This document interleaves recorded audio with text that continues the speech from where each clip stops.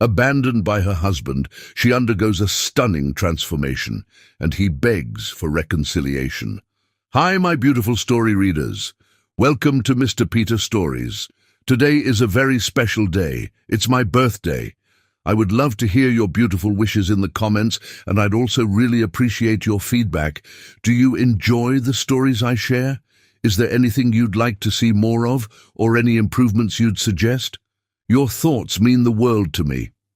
Now let's dive into the story together. Thank you for being here and making this day even more special. The divorce papers lay on the Italian marble countertop like a white flag of surrender, their crisp edges mocking the chaos in Avalon Pierce's heart. She traced her fingertips over the embossed letterhead of Carter and Associates, the prestigious law firm Xavier had chosen, because God forbid their divorce be handled by anyone less than Manhattan's elite. The morning sunlight streaming through the floor-to-ceiling windows of their Tribeca penthouse caught the diamond in her wedding ring, scattering prisms across the document that would end 7 years of what she'd thought was an unshakable love story. "I just need time to think," Xavier had said 3 months ago, his steel-grey eyes fixed on his custom-made Oxford shoes, rather than meeting her gaze. The same eyes that had once looked at her with such intensity across crowded college lecture halls now couldn't bear to witness the devastation they'd caused. "It's not what you think, Avalon. It's complicated." Complicated. As if that single word could encompass the entirety of what he'd done. As if it could explain away the lipstick stains she'd found on his collar last Christmas, or the mysterious lunch meetings that always ran late, or the way his phone would suddenly go silent whenever she entered their bedroom. The scent of vanilla and warm butter wafted up from the kitchen of her artisanal bakery 17 floors below. Sweet surrender. The business she'd built from scratch while Xavier climbed the corporate ladder at Pierce & Hamilton Investment Banking. Her staff would be preparing for the morning rush now, crafting the croissants and pain au chocolat that had earned them a mention in New York Magazine's Best of the City issue last spring. An achievement Xavier had been too busy to celebrate, his calendar mysteriously full the night of the award ceremony. Avalon's hands trembled as she reached for her phone, thumb hovering over the Instagram icon. She shouldn't look. She knew she shouldn't, but like pressing on a bruise to feel its tenderness, she found herself typing in a name that had become both familiar and foreign. Celeste Blackwood. The photos loaded instantly, a parade of perfection, wrapped in designer dresses and sophistication. Celeste, Xavier's "it's complicated" explanation, was everything Avalon had never tried to be. The latest post showed her at Le Bernardin, her perfectly manicured hand wrapped around a champagne flute, the caption reading, "Life's greatest adventures begin with a leap of faith." The timestamp, last night, when Xavier had claimed he was working late on the Singapore merger. The memory of yesterday morning crashed over her like a wave. Xavier standing in this very kitchen, his Tom Ford suit impeccable as always, delivering the final blow with corporate precision. "I never meant for it to happen this way," he'd said, placing the divorce papers on the counter with the same care he used to handle million-dollar contracts. "But Celeste understands my world, Avalon. She moves in the circles I need to be in. She's ambitious, connected, sophisticated." The unspoken comparison hung in the air between them. "Unlike you, with your flour-dusted aprons and simple dreams of making people happy through food. Never mind that Sweet Surrender had been featured in food magazines, or that celebrity customers regularly ordered her custom creations. In Xavier's world, success was measured in stock portfolios and social connections, not the ability to craft the perfect eclair. Avalon rose from the kitchen bar stool, her bare feet silent against the heated marble floors she'd once thought of as the height of luxury. Now they just felt cold. She walked to the window wall that overlooked the Manhattan skyline, pressing her forehead against the cool glass. 7 years ago, she'd stood in this same spot on the day they moved in, Xavier's arms wrapped around her waist as they watched the sunset paint the city gold. "We're going to build an amazing life here," he'd promised, kissing her temple. "Together, we'll conquer the world." She hadn't realized then that together had an expiration date, or that conquering the world meant he'd eventually want someone who already lived in the rarefied air of Manhattan's elite, rather than a woman who'd worked her way up from a tiny bakery in Queens. Her phone buzzed. A text from Sage, her best friend since culinary school. "I'm downstairs with emergency supplies, wine, ice cream, and the number of the best divorce attorney in New York. Let me up." A sob caught in Avalon's throat, but she swallowed it back. Crying wouldn't change anything. It wouldn't erase the fact that while she'd been building her business and planning their future, Xavier had been building a new life with someone else. It wouldn't change the whispers she'd surely face at charity galas and social events, the pitying looks from the society women who'd probably seen this coming long before she had. She glanced at her reflection in the window, honey blonde hair falling in gentle waves past her shoulders. The same style she'd worn since college because Xavier once said it made her look like a Renaissance angel. Emerald eyes that people always complimented, but that she'd never quite learned to see as remarkable. The simple elegance of her white cashmere sweater and dark jeans, expensive but understated, like everything else in her carefully curated life. But as she studied herself more closely, she noticed something different. Beneath the hurt in her eyes, past the tremble in her lips, there was something else. A spark. A glimmer of something that looked surprisingly like freedom. "Come up," she texted Sage. Then, after a moment's hesitation, she pulled off her wedding ring, all 3.5 carats of it, chosen to impress Xavier's colleagues rather than match her own tastes. The platinum band made a satisfying clink as she set it beside the divorce papers. Walking into their master bathroom, Avalon opened the cabinet beneath the sink and pulled out the box of hair dye she'd impulse purchased last week, the one she'd hidden away because Xavier had always insisted he loved her natural color. The rich auburn shade had called to her from the store shelf, promising transformation. Her phone buzzed again, another notification from Instagram. Celeste had posted a new story, this time from Xavier's favorite restaurant. In the background, Avalon could make out her husband's familiar profile, his face lit by candlelight as he gazed at his companion with the kind of admiration he used to reserve for her. Something inside Avalon shifted, like tectonic plates realigning after an earthquake. The woman who had spent 7 years trying to fit into Xavier's world, carefully measuring her words and actions to match his expectations, took a step back. In her place stood someone new, someone who felt the weight of possibility more than the burden of loss. The doorbell chimed, Sage, armed with wine and wisdom. But before opening it, Avalon took one last look in the mirror. "The thing about shattered mirrors," she whispered to her reflection, remembering something her grandmother used to say, is that each broken piece shows you a different perspective of yourself.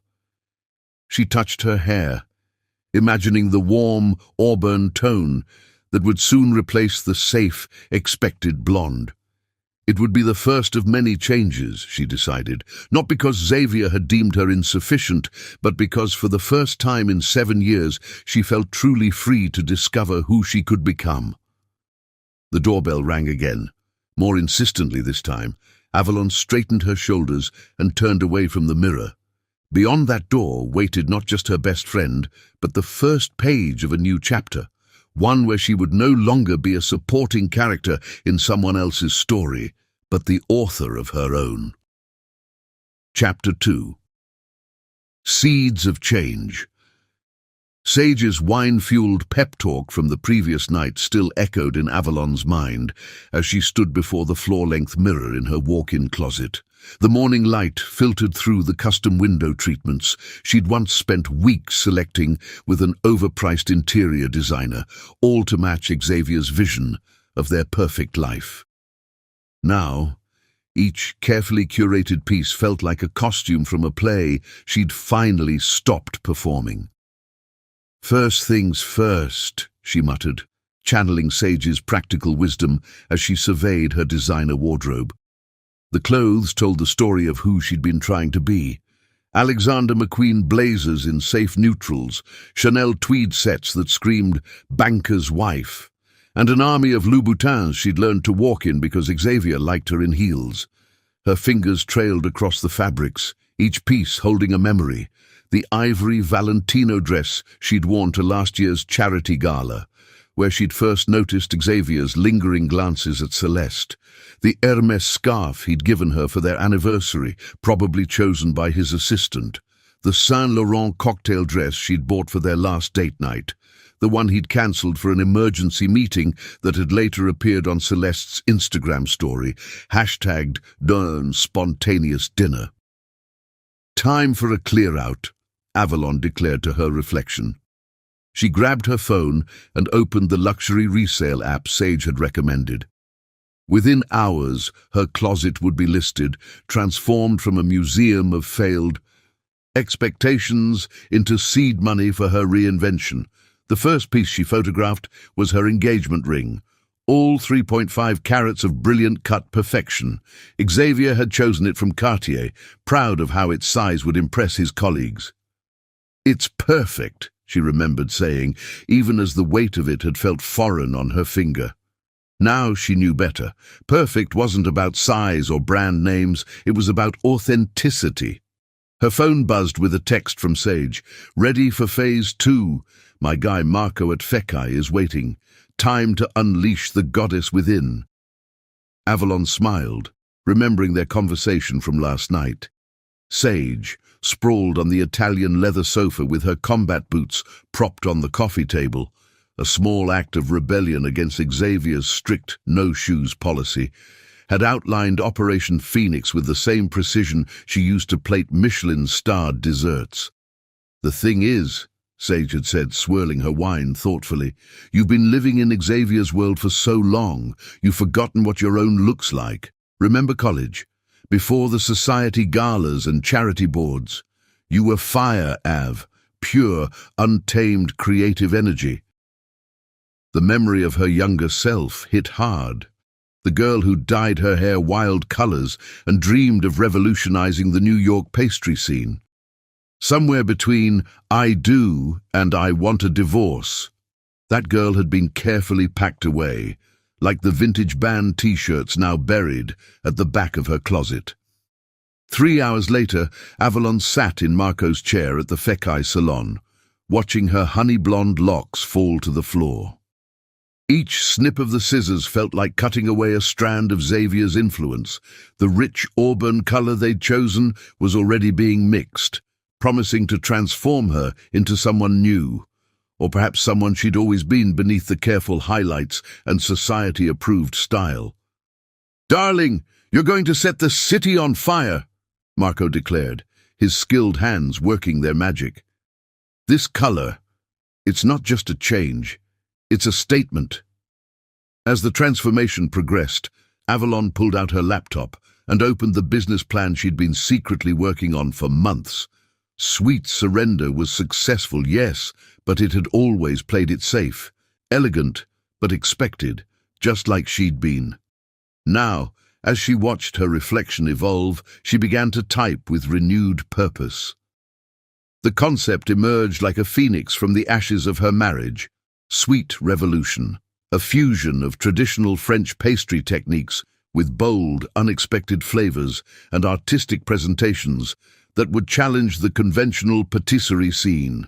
No more hiding her creativity behind classic recipes and subdued decorations.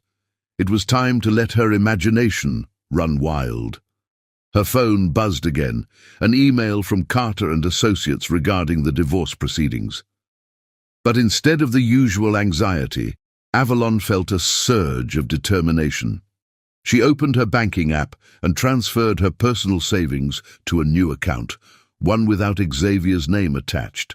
The considerable sum, earmarked for the renovation of their Hamptons house, would now fund a different kind of renovation. "Next stop," Sage texted, "your new trainer awaits. Raj is a miracle worker with a side of drill sergeant. Trust me, revenge body incoming." Avalon laughed, catching her reflection in the salon mirror. The woman looking back at her was already different. Her new auburn hair falling in sophisticated waves, her green eyes somehow more striking against the richer color. But it wasn't just the external changes that made her smile. It was the spark in her eyes, the one that had been dormant for so long. That evening, as she walked into the exclusive fitness studio in Tribeca, Avalon felt eyes on her. She recognized some of the women from her social circle, Xavier's circle, their expressions a mix of curiosity and carefully concealed gossip. Let them talk, she thought. Their whispers would only fuel her transformation. Raj, her new trainer, didn't care about society drama or divorce scandals. He cared about form, function, and pushing limits. "Your body is an instrument," he said, correcting her plank position, "not an ornament. We're not here to get skinny. We're here to get strong." The workout was brutal, unlike the gentle yoga and Pilates classes she'd taken to maintain the delicate figure Xavier preferred. By the end, her muscles screamed, and her designer workout gear was soaked with sweat. But the burn felt like redemption, like every rep was forging something new from the ashes of her old life. Back home, she refused to think of it as their home anymore. Avalon surveyed the penthouse with new eyes. The space that had once felt like a perfect showcase now seemed sterile, devoid of personality. She opened her laptop again, this time pulling up real estate listings. The proceeds from her closet sale and ring would be substantial, but she had another asset. Her name on the deed to Sweet Surrender's building, a wedding gift from Xavier that he'd probably forgotten about. As she scrolled through potential commercial properties, her phone lit up with a notification. Celeste had posted another photo, this time of a massive diamond ring on her perfectly manicured finger. The caption read, "When you know, you know. Blessed done new chapter." Avalon's finger hovered over the screen, but instead of the pain she expected, she felt something else: gratitude. Every post, every flaunt of their relationship only crystallized her resolve. She switched apps and opened her calendar, filling it with appointments, meetings with business advisors, consultations with commercial real estate agents, tastings with potential suppliers for Sweet Revolution. The sun had set over Manhattan, painting the sky in shades of possibility. Avalon changed into yoga pants and one of her old band t-shirts, reveling in the comfort she'd denied herself for so long. She picked up her worn copy of The Art of French Pastry, not the pristine one on the coffee table for show, but her original, flour-dusted version from culinary school. As she began sketching designs for her new venture, her phone buzzed with an incoming call from Xavier. For the first time, she didn't feel the compulsive need to answer. Instead, she let it ring as she continued drawing, each stroke of her pencil mapping out not just pastries, but her future. "The seeds of change," her grandmother used to say, often look like endings to those who aren't ready to grow. Avalon smiled, adding another layer of detail to her sketch. She was ready. More than ready. It was time to bloom. Chapter 3. Rising from Ashes. 6 months could change everything. Avalon stood in the gleaming kitchen of Sweet Revolution's flagship store in Soho, surrounded by the gentle hum of state-of-the-art pastry equipment and the intoxicating aroma of butter and vanilla. The industrial chic space, with its exposed brick walls and custom copper fixtures, was a far cry from Sweet Surrender's quaint aesthetic. Gone were the shabby chic pastels and dainty tea sets.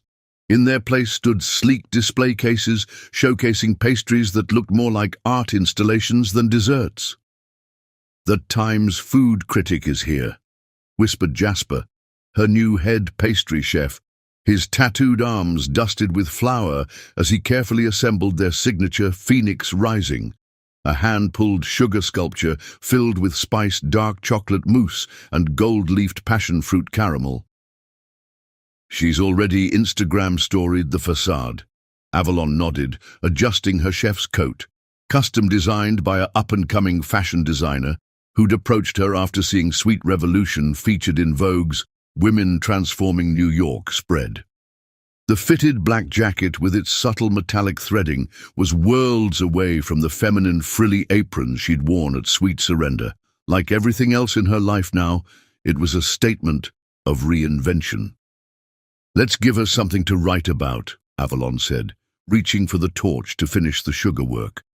Her hands were steady, confident, much like the rest of her these days. 6 months of training with Raj had replaced her delicate frame with lean muscle, while intensive business courses at Columbia had sharpened her mind to a razor's edge. The critic wasn't the only one watching. Sweet Revolution had become the talk of New York's culinary scene, with its bold flavors and theatrical presentations drawing influencers and food photographers in droves.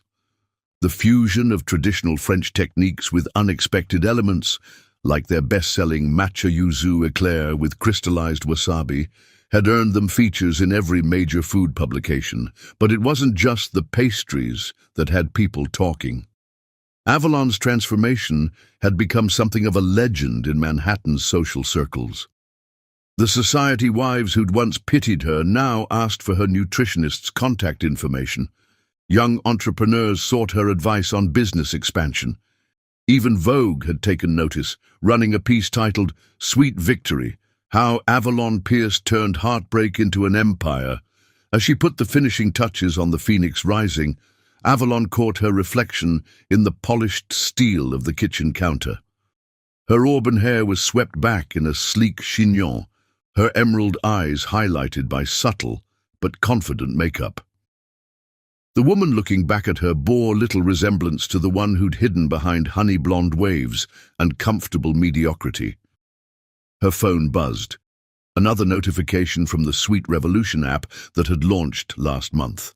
The waiting list for their custom celebration cakes was now 3 months long, and their subscription box service, delivering artisanal pastries to Manhattan's elite, had a wait list twice that. Miss Pierce, her assistant, Aria, appeared at her elbow. "The producers from Rising Star Chef are on line 1. They want to discuss the guest judge position for next season. Television appearances, magazine features, a cookbook deal in the works."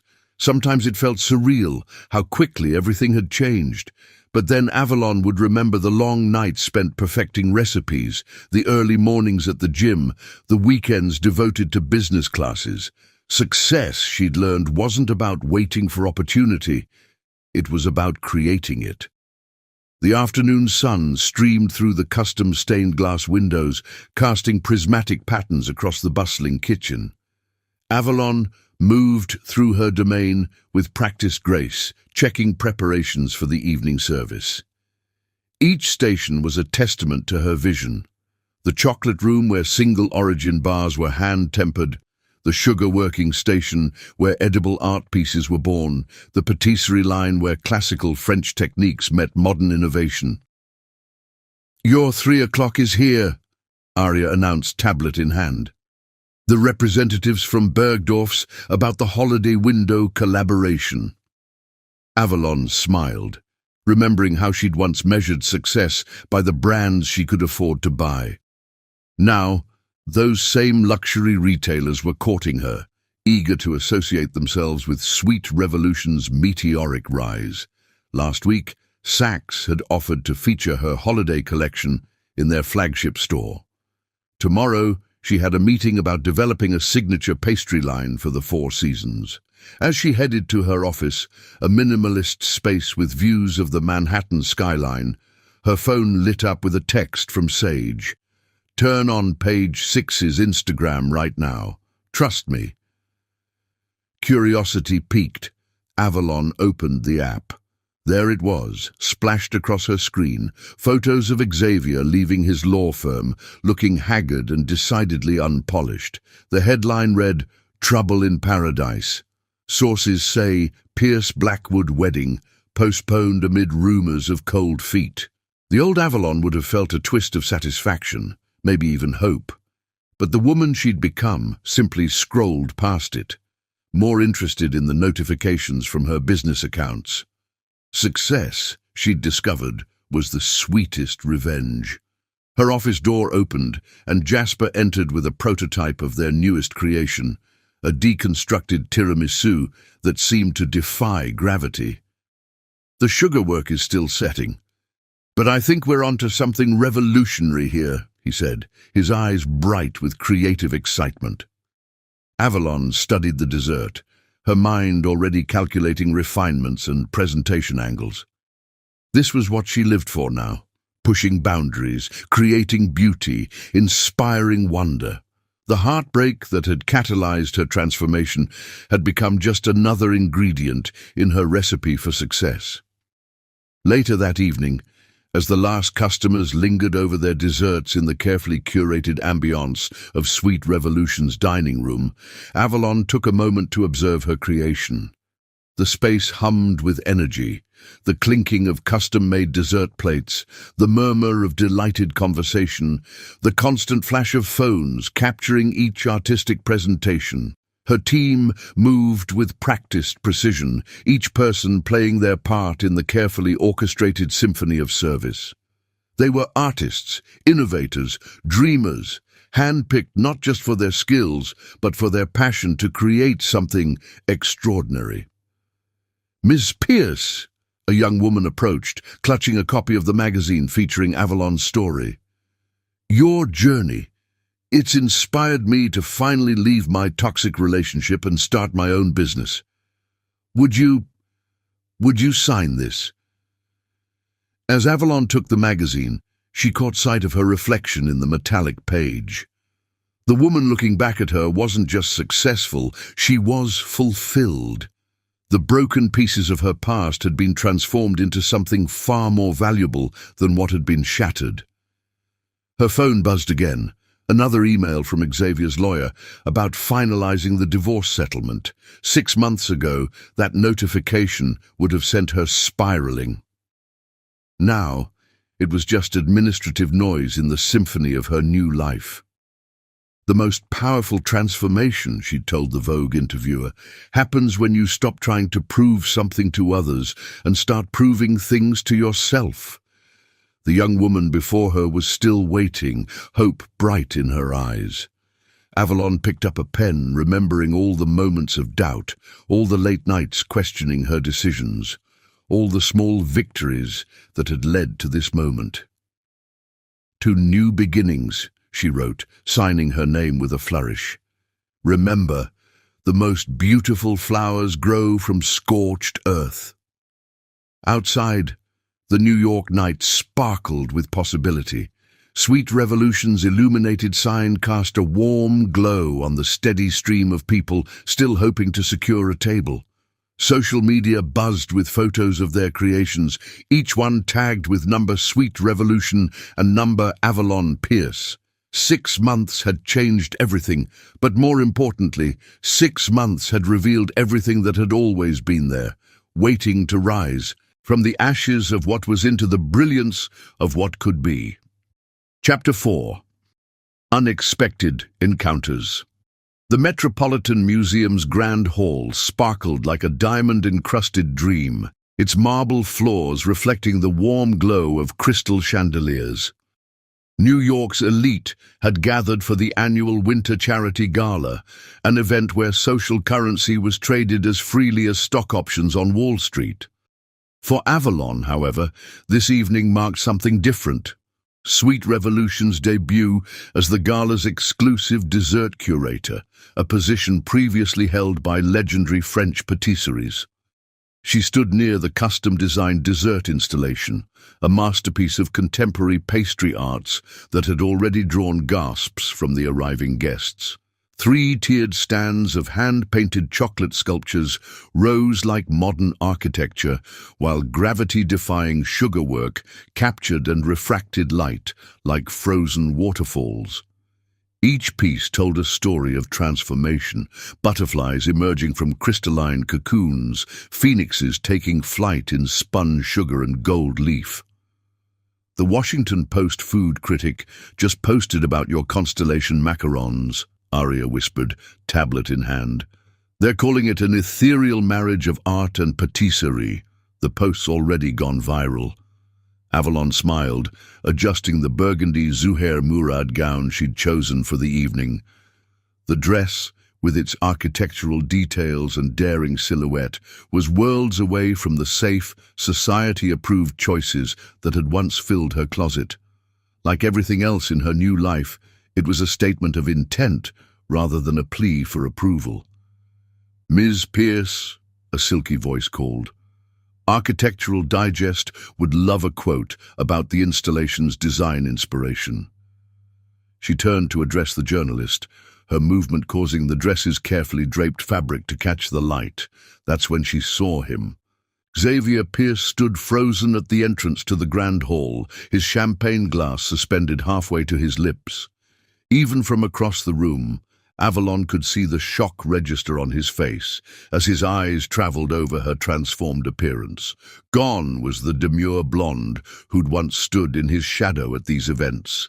In her place stood a woman who commanded attention without seeking it. Celeste hung decoratively on his arm, her cream-colored Dior gown a stark contrast to Avalon's bold choice. The massive engagement ring that had featured in countless social media posts caught the light, but even its sparkle seemed diminished somehow, like costume jewelry next to a real gem. "Your quote about inspiration," the journalist prompted, following Avalon's gaze. She turned back smoothly, years of society training allowing her to maintain perfect composure. "The installation explores the concept of metamorphosis," she replied, her voice carrying just far enough. "How pressure and heat transform simple ingredients into something extraordinary, rather like life itself." The journalist scribbled eagerly, but Avalon could feel Xavier's eyes still fixed on her. She remembered countless galas where she'd stood beside him, carefully monitoring her words and behavior to match his expectations. Now she moved through the space with the confidence of someone who'd not only found her voice, but had learned to use it as an instrument of power. "Avalon?" His voice carried across the space between them, heavy with disbelief and something else, regret, desire. She turned, offering him the same polite smile she gave to casual acquaintances. "Mr. Pierce," she acknowledged, her tone carrying the sweetness of her finest confections, but none of the warmth. "I believe you've tried our new winter collection. The dark chocolate passion fruit entremet has been particularly popular among the investment banking crowd." She watched him flinch at her professional tone, at the deliberate use of his formal title. Beside him, Celeste's perfectly made-up face tightened almost imperceptibly. "You look—" Xavier started, then faltered, seemingly at a loss for words, a first for the man who brokered billion-dollar deals over breakfast. "Successful?" Avalon supplied helpfully, noting how Celeste's grip on his arm had tightened. "It's amazing what the right ingredients can produce given time to develop properly." The double meaning hung in the air between them like spun sugar, delicate but sharp-edged.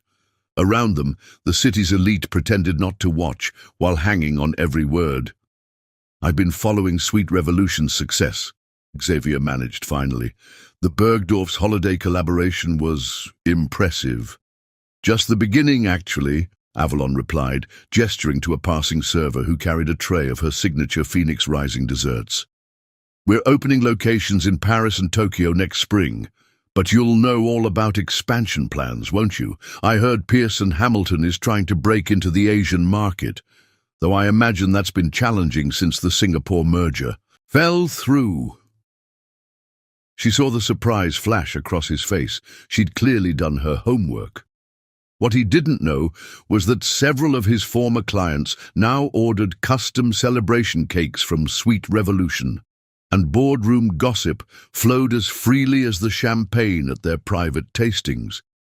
"You've changed," he said quietly, his eyes taking in every detail of her transformation. "No," Avalon corrected him, her voice gentle but firm. "I've simply stopped pretending to be less than I am." A prominent food critic approached, eager to discuss the innovative techniques behind the installation. Avalon turned away from Xavier with practiced ease, as if he were any other guest seeking her attention. "If you'll excuse me," she said, "duty calls. Do try the constellation macarons. They're designed to evoke memories of first kisses and forgotten promises. Rather fitting for the evening, don't you think?" She glided away, feeling their eyes on her back, but no longer caring about their judgment.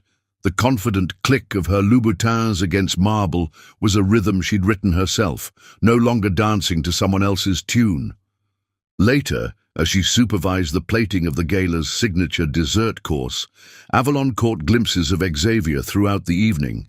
He seemed unable to keep his eyes off her, even as Celeste worked overtime to maintain their image as Manhattan's most enviable couple. "Your ex-husband can't stop staring," Jasper noted as he put the finishing touches on a plate. "Think he's regretting his choices?" Avalon smiled, adjusting a sugar sculpture with precise movements. "His regret is no longer my concern," she replied, "though I do hope he enjoys the dessert. I designed it specially for tonight. It's called The Price of Paradise. Beautiful to look at, but bittersweet when you finally taste it." The evening wore on, a dance of social obligations and professional triumphs. Avalon moved through it all with grace, accepting compliments and fielding business proposals. She didn't need to look to know when Xavier and Celeste left. She felt the shift in the room's energy, like a cloud passing from in front of the sun. As the last guest departed and her team began the meticulous process of dismantling the installation, Avalon's phone buzzed with a text from Sage. "You broke the internet, honey. Page 6 already has photos up. You look like a goddess of revenge, and Xavier looks like he's seen a ghost. Welcome to the sweet life of success." Avalon slipped her phone back into her clutch, a small smile playing at her lips. Tomorrow, social media would be ablaze with discussions of the encounter, analyzing every detail of their interaction. But for now, she had more important things to focus on, like the final preparations for Sweet Revolution's Paris location and the upcoming feature in Food and Wine. Standing in the now quiet grand hall, Avalon took a moment to appreciate her reflection in the massive mirrors. The woman who looked back at her wasn't defined by her relationship to Xavier Pierce or anyone else. She was self-made, self-defined, and entirely self-possessed. "Well," she murmured to her reflection, "that was certainly sweet." Outside, the New York night sparkled with possibilities, and somewhere in the city, a man who had once thought he knew her was discovering that some things, once lost, become more valuable than you ever imagined they could be. Chapter 5. The Awakening. The morning after the Metropolitan Gala, Manhattan's social media exploded with images of what Page 6 had dubbed the sweet revenge. Avalon scrolled through her phone during her 6 a.m. workout with Raj, her muscles burning as she held a perfect plank position. Every major fashion and society account had picked up the story, dissecting every detail of her encounter with Xavier. "Your form is getting sloppy," Raj commented, tapping her shoulder to adjust her position. "Whatever's on that phone can wait. Success is built in these moments when nobody's watching." But people were watching, more than ever. The top trending photo showed her in profile, the burgundy Zuhair Murad gown catching the light as she turned away from Xavier, her auburn hair gleaming like liquid copper under the chandeliers. The caption read, "From society wife to empire builder, Avalon Pierce shows X what he's missing at Met Gala." Another publication had done a side-by-side comparison of her before and after, an old photo from a charity event 2 years ago next to last night's triumph. The transformation was striking, not just in her appearance, but in the energy she projected. The old Avalon seemed to curl inward, seeking approval. The new one commanded space, without apology. "Enough phone time," Raj insisted, setting up for their next circuit. "Channel that energy into your workout. Success is the best revenge, but abs help too." 2 hours later, freshly showered and dressed in a sleek Tom Ford pantsuit, Avalon strode into Sweet Revolution's Soho flagship store. The morning buzz was in full swing, with a line stretching around the block for their breakfast pastries. Among the usual fashion editors and social media influencers, she spotted several faces from last night's gala, including 2 women she recognized from Xavier's law firm. "Ms. Pierce," Aria approached with her tablet. "Good Morning America wants to do a feature on female entrepreneurs rising from adversity. They specifically mentioned your story. Also, Vogue wants to do a follow-up piece after last night, and the Met Gala committee has already reached out about making Sweet Revolution their permanent dessert partner." Avalon nodded, making her way through the bustling kitchen where Jasper and his team were crafting their signature creations. The air was thick with the scent of butter, vanilla, and possibility. "Schedule the GMA segment for next week. For Vogue, let's wait. We'll have more to announce soon about the international expansion." She had just settled into her office when her phone lit up with a name she hadn't expected. Xavier's mother, Victoria Pierce. "Darling," Victoria's cultured voice filled the line. "I saw the photos. You were magnificent." Avalon's relationship with her former mother-in-law had always been complex. Victoria Pierce was old money, a keeper of social traditions who had initially viewed Avalon as beneath her son's station. But somewhere between cooking lessons and quiet Sunday teas, they'd formed a bond that had survived even Xavier's betrayal. "The installation was well received," Avalon replied diplomatically. "Oh, please," Victoria chuckled. "We both know I'm not calling about the desserts, though they look divine. I'm calling because my son is an idiot, and seeing him realize that in real time was the highlight of my social season." Despite herself, Avalon smiled. Victoria had never been one to mince words. "He came by the house this morning," Victoria continued, "looking quite haunted, I might add. It seems seeing you last night sparked quite the awakening." Avalon's hand stilled over the contract she'd been reviewing, a licensing deal for Sweet Revolution's signature chocolate line. "Victoria, don't worry, darling. I'm not playing matchmaker. I just thought you should know that Celeste threw quite the tantrum at the Pierce family brunch this morning. Something about Xavier being distracted and distant since last night. She left in tears, that gorgeous Cartier ring conspicuously absent from her finger." Before Avalon could respond, Aria knocked on her office door. "I'm sorry to interrupt, but you need to see this." On Aria's tablet was a fresh page 6 update. Photos showed Celeste leaving the Pierce mansion that morning, mascara streaking her face, no engagement ring in sight. The headline read, "Trouble in Paradise. Pierce Blackwood engagement off following explosive Met Gala drama." "I'll call you back, Victoria," Avalon said, ending the call just as her phone began buzzing with notifications. Every society gossip account was picking up the story, speculating about the role last night's encounter had played in the apparent breakup. As if on cue, a text from Xavier appeared. "Can we talk?" "Please." Avalon stared at the message, remembering all the times she'd begged him for conversations he'd been too busy to have. Now, roles reversed, she felt no satisfaction in his desperation, only a calm certainty about her worth. "Ms. Pierce?" Jasper appeared at her door.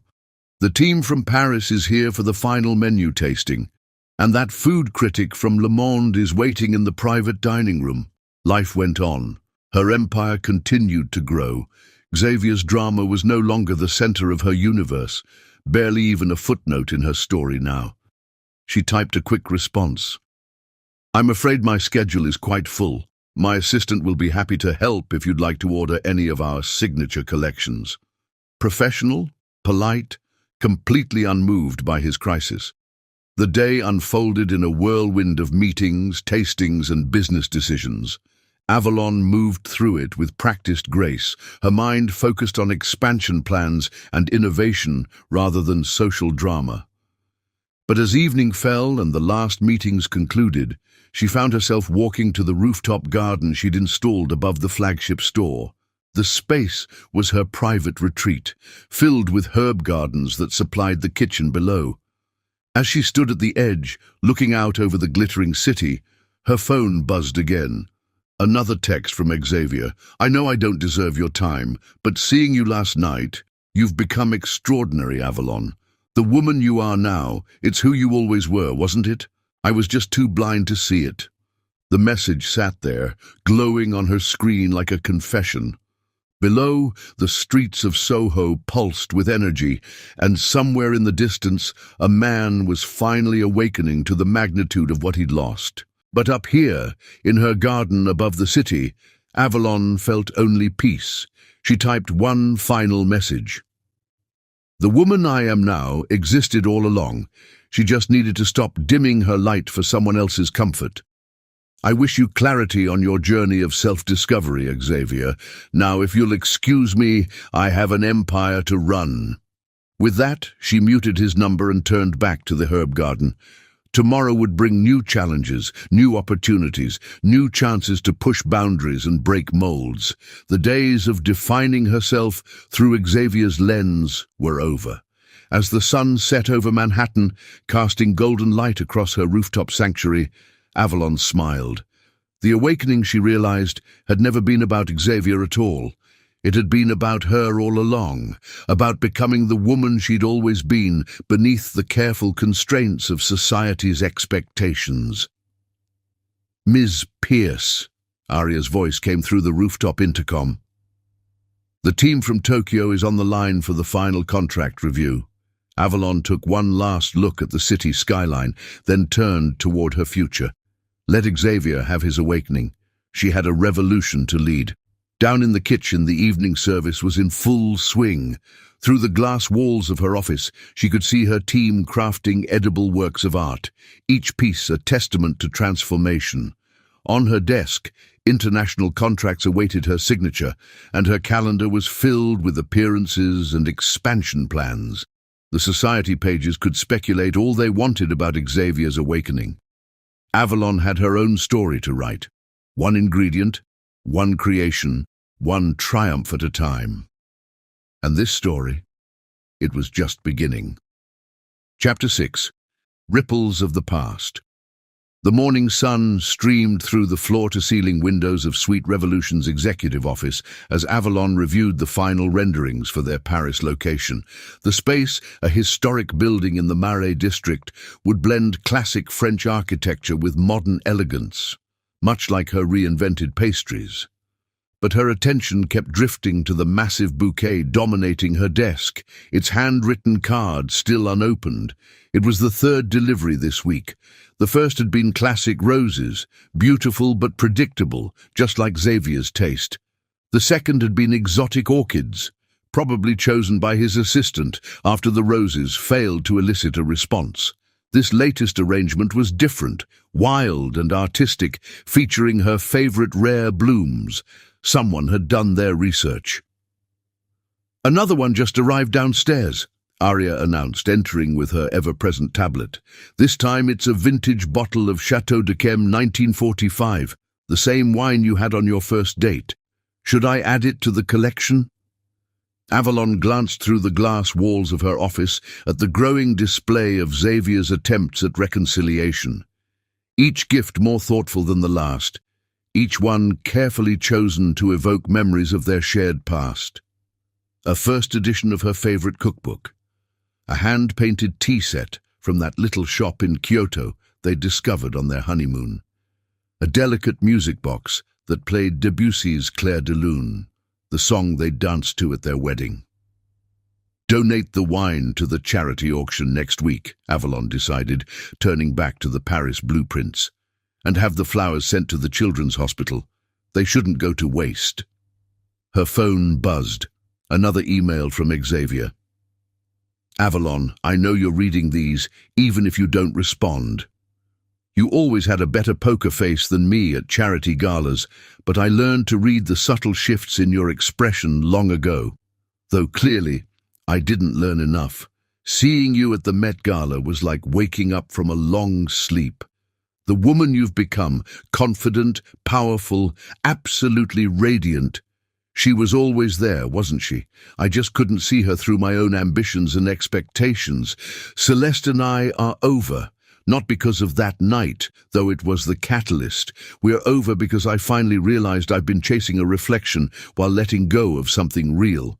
She fit the image I thought I wanted, but you've shattered every image and created something far more extraordinary. Please, just coffee. One conversation. Let me apologize properly for being the fool who couldn't see the masterpiece in front of him. X. Avalon archived the email alongside dozens of others, each one more eloquent than the last. Xavier had always been skilled with words. It was part of what made him such a successful lawyer. But she'd learned the hard way that words without action were just pretty lies, dressed in expensive fonts. Ms. Pierce? Jasper appeared at her door, excitement evident in his voice. The test kitchen has finally perfected that impossible dessert you challenged us to create. We're calling it Past Imperfect. Would you like to see? She followed him to the development kitchen, where her team had been working for weeks on her latest vision. A dessert that appeared simple at first glance, but revealed hidden complexities with each layer. As she watched the presentation, her phone buzzed again. A text from Sage. Your ex is currently sitting in my restaurant, drowning his sorrows in a bottle of ridiculously expensive wine and asking me what your favorite flowers are these days. Should I tell him about your new preference for Japanese ranunculus, or let him keep sending roses like basic boy that he is? Avalon smiled, remembering how Xavier had once dismissed her interest in exotic flowers as impractical.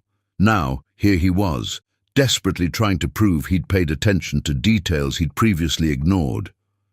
Ms. Pierce? Arya interrupted her thoughts. The Good Morning America segment just aired on the East Coast. Social media is exploding. You're trending nationwide. And Mr. Pierce appears to have shared the segment on all his social media platforms with some rather emotional captions. Curious despite herself, Avalon pulled up Xavier's Instagram. There it was, her GMA interview shared with a single line. Some people shine so bright they leave you blind to your own mistakes. Watch this.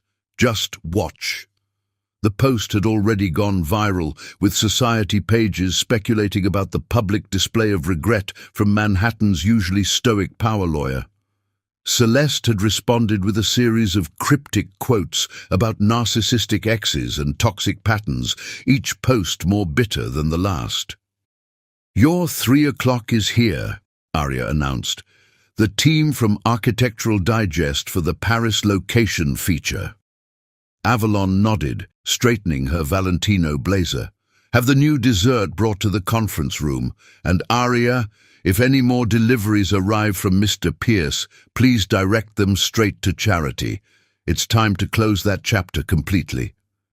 But as she walked to her meeting, another text lit up her phone, this time from Victoria Pierce. Darling, I know you've moved on, and rightfully so, but I thought you should know. Xavier just resigned from Pierce and Hamilton. He told the board he needs to build himself from the ground up. I haven't seen him this lost since his father died. Or this clear-headed, honestly. Avalon paused, letting that information settle. Xavier walking away from the family firm was like a fish deciding to try life on land, completely against his nature. The man who'd once cancelled their anniversary dinner for a client meeting was now walking away from his entire career trajectory. Her phone buzzed again. Xavier. I know you're not reading these. Or maybe you are, and I've lost the right to know either way. But I need you to know something. I'm selling my shares in the firm, taking some time to figure out who I am without all the expectations and pressures I've hidden behind. You taught me that sometimes you have to break everything down to build something real. I'm not telling you this to win you back. You've built something magnificent without me, and I have no right to try to insert myself into that story. I just thought you should know that your transformation inspired one of your own. The man you met in college, the one who talked about changing the world before he let the world change him instead. He's still in here somewhere. I'd like to find him again, with or without your forgiveness. X. The message sat there, its sincerity an unexpected weight in her otherwise perfectly controlled day. She thought of the Xavier she'd first fallen in love with, the idealistic law student who wanted to fight for environmental causes before family pressure and social expectations had redirected him toward corporate law. Ms. Pierce. Aria's gentle reminder brought her back to the present. The Architectural Digest team is waiting. Avalon tucked her phone away, pushing thoughts of Xavier's transformation to the back of her mind. She had her own empire to run, her own dreams to build. His journey of self-discovery was no longer her responsibility.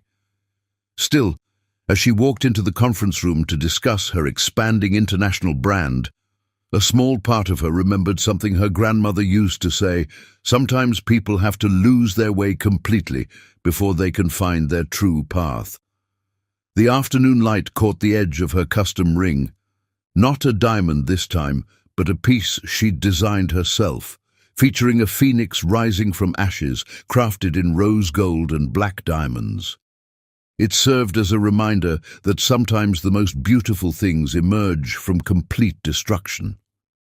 She turned her attention to the meeting, to her future, to the empire she was building. Xavier's awakening was his own journey now. She had a revolution to lead, and it waited for no one, not even reformed prodigal sons seeking redemption. Chapter 7. The Confrontation. The late morning sun transformed Sweet Revolution's flagship store into a cathedral of light and possibility. Avalon stood in the center of the photography set, where Vogue's renowned photographer captured shots for their Women Redefining Success issue. The feature would coincide with the opening of her Paris location, a carefully orchestrated media blitz that had the fashion and culinary worlds buzzing with anticipation. "Beautiful," the photographer murmured, adjusting his lens as Avalon posed beside her latest creation, a gravity-defying chocolate sculpture that seemed to defy physics. "Now, if you could just... Avalon." The voice cut through the controlled chaos of the photo shoot like a knife through butter. Xavier stood in the doorway, looking nothing like the polished corporate lawyer she remembered. Gone was the perfectly tailored Tom Ford suit and carefully maintained facade. Instead, he wore dark jeans and a cashmere sweater, his usually immaculate hair slightly disheveled, as if he'd been running his hands through it in frustration. "I'm sorry to interrupt," he said, addressing the room but looking only at her. 5 minutes, that's all I'm asking for." The photographer lowered his camera, clearly sensing the electric tension in the air. Aria stepped forward, tablet clutched to her chest like a shield. "Mr. Pierce, I'm afraid Ms. Pierce's schedule is completely full today. If you'd like to make an appointment—" "It's all right, Aria," Avalon interrupted, her voice steady despite the sudden acceleration of her pulse. "Let's take 5, everyone." The staff dispersed with practiced efficiency, though she noticed several lingering within earshot, hungry for the drama that had kept gossip columns fed for weeks. Even Jasper, usually absorbed in his culinary creations, found a reason to reorganize the display case nearest to them. "You look incredible," Xavier said softly, taking a step closer. "Then again, you always did. I just didn't say it enough." Avalon smoothed an invisible wrinkle from her Chanel dress, white with architectural details that made it more sculpture than garment. "What are you doing here, Xavier?" "I've sold my shares in the firm," he replied, running a hand through his hair in that familiar gesture of agitation. "Step down from the board. Everyone thinks I'm having a midlife crisis." "And are you?" "No." His eyes met hers with an intensity that reminded her of their college days. "I'm having an awakening. Seeing you at the Met Gala, it wasn't just about how stunning you looked. It was about seeing you completely in your element, absolutely owning your power. You've built something extraordinary here, Avalon. Something real."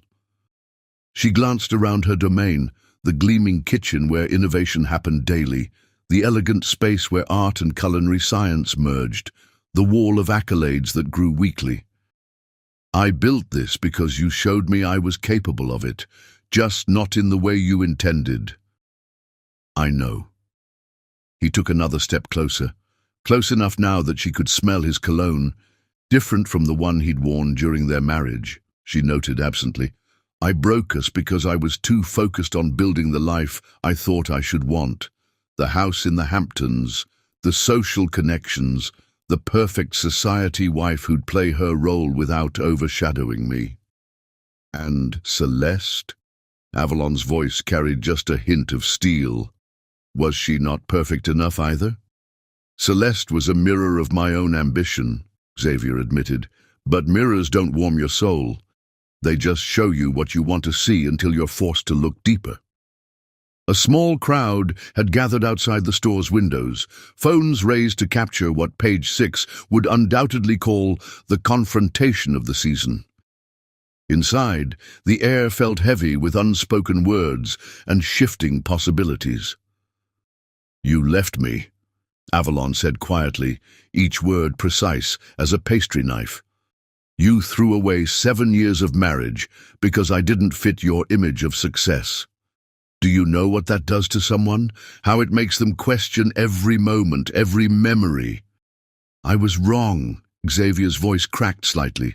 "So completely, absolutely wrong. The woman you've become, this fierce, brilliant force of nature, she was always there.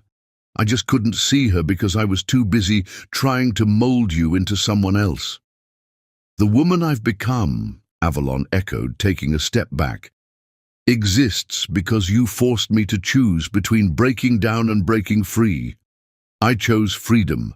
I chose myself. And you chose brilliantly." He gestured to the empire around them.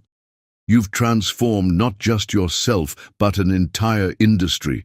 Every time I see your name in the press, every time I hear about another achievement, I'm struck by the magnitude of what I lost." "What you threw away," she corrected him. "There's a difference." The morning light caught the edges of her latest creation, a chocolate and sugar sculpture depicting a phoenix rising from crystalline flames. The symbolism wasn't lost on either of them. "I'm starting over," Xavier announced, his voice carrying the same conviction she remembered from their law school days. "I've accepted a position with an environmental law firm in Brooklyn, small office, huge pay cut, but they're doing important work. The kind of work I used to dream about before I let my father's expectations reshape my dreams." Avalon studied him, noting the changes that went deeper than his casual attire.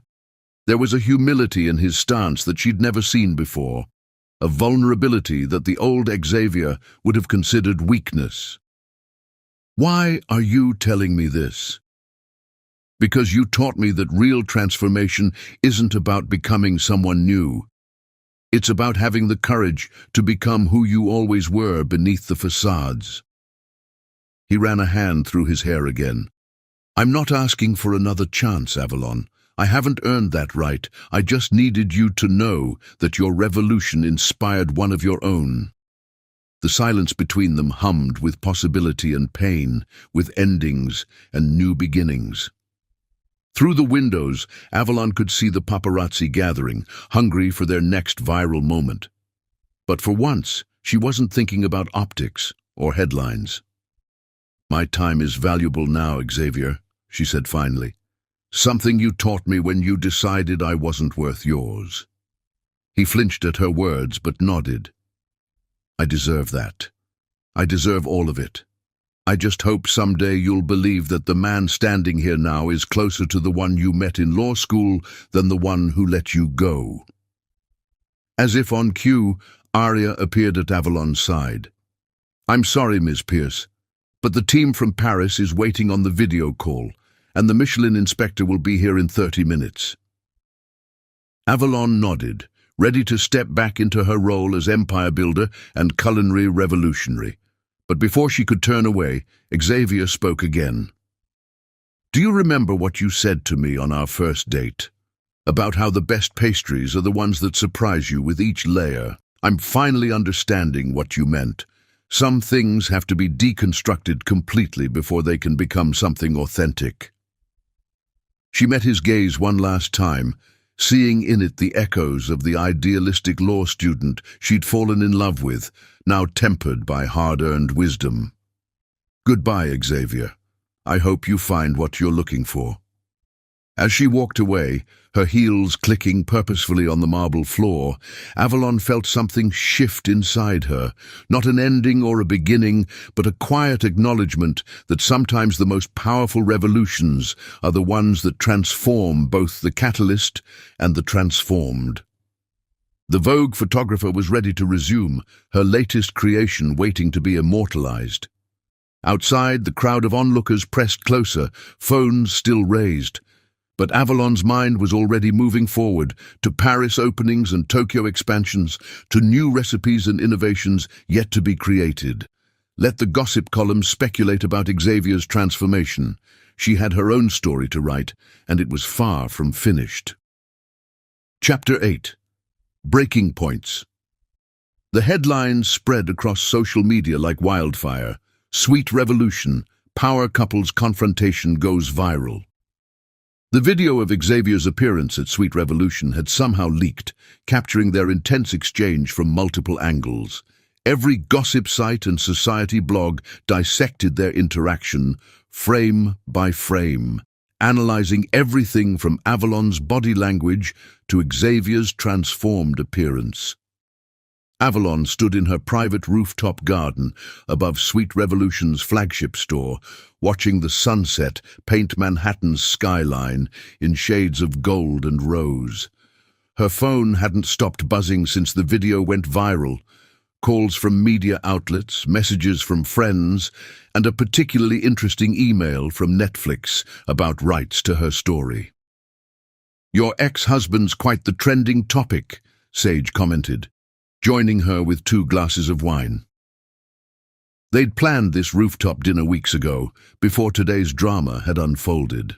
Though I must say, watching New York's most ruthless corporate lawyer turn into a humble environmental warrior is better than any reality TV show. Avalon accepted the glass, breathing in the fragrant herbs from her garden.